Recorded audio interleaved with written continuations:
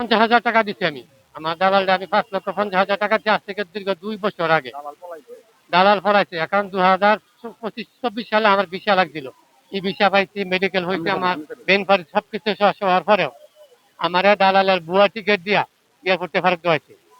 এখন ভিসা লাগছে, তখন আমার বয়স ছিল 47, এখন বয়স চলতেছে 47। তো এমন অবস্থা, ভুয়া চলতে বলতেছে যে 47-এ ঊর্ধ্ব হইলে আর নেওয়া যাবে না। তো এখন আমাদের 47 চলে, তো আমি যে 5,50,000 টাকা দিলাম, এত কিছু করার পরে 2.5 বছর হারিয়ে গেল, এখন আমার 47 চলে, এখন আমি কি করবো? আর এটা সব বলে টাকাগুলো আমি ধার দেনা করে আনা, আর দেনা দেয় আমি বাড়িতে উঠতে পারতাছি না।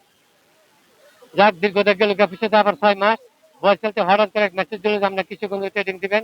আমার বাড়ি নতুন শিবপুর, 15 দিন ট্রেডিং দিলাম, সার্টিফিকেটও দিল। ছোটখাটো একটা চাকরি আছে, চাকরিটা ছেড়ে কিছুক্ষণ ট্রেডিং দিলাম। এখন আবার বয়স বলতেছে 1,62,500 টাকা দিতে হবে।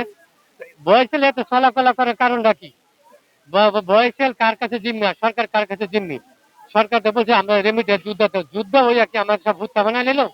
আমি তো দেখতেছি এখন আমাকে সব শুদ্ধ বানায় আমি মরার পথে এনে ফেলাচ্ছি। মানে বয়স হলে বলতেছে 1,62,500 টাকা দিতে হবে। আগেরও দিয়েছিল 5,50,000 টাকা, খবর নাই। এটা গেলে 2 বছর বয়স হলে ট্রেডিং দেওয়া, সার্টিফিকেট দেওয়া, বললাম সার্টিফিকেট জুড়ে দিচ্ছে।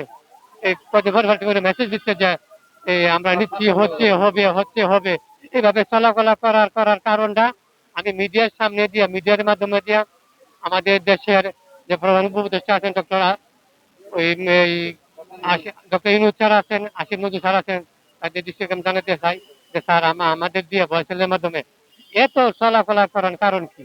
আমরা তো রেমিটেড যুদ্ধ দেশের টাকা সচল রাখতে চাই। তো আমাকে যে কোনো বিনিময়ে আমার বয়সে যারা আছেন, তারা 47 বছর, তাদের বিনা ইন্টারভিউতে বিদেশ মানুষে নেওয়া হোক। আর বয়সের যে এখন বলছে যে আপনাদের সব ইন্টারভিউ নেওয়া হবে, ট্রেনিং দেওয়া হবে, আমি এই দেশে যাবো মনে কথা, আমার ইন্টারভিউ হবে কি? আমি কিন্তু সেনাবাহিনী চাকরি করবো? আমি কি সেনাবাহিনী চাকরি করবো নাকি? আমার একটা ইন্টারভিউ, আমার একটা কিছু অভিনয় করতে হবে।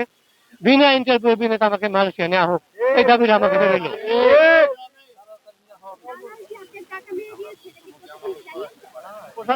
প্রশাসন তো জানাইছি প্রশাসন খাতায় দেন, আপনার কিন্তু ডকুমেন্ট রাখছেন না।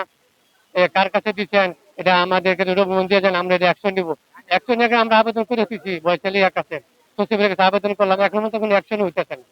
আবেদন করছি প্রায় 2 মাস হয়ে যেতে থাকে। ওই এই দিন না সেদিন, এই দিন না সেদিন যে বলছিলাম টেহারা উদ্ধার করে দেন, না নিতে হলে টেহারা উদ্ধার করে দেন।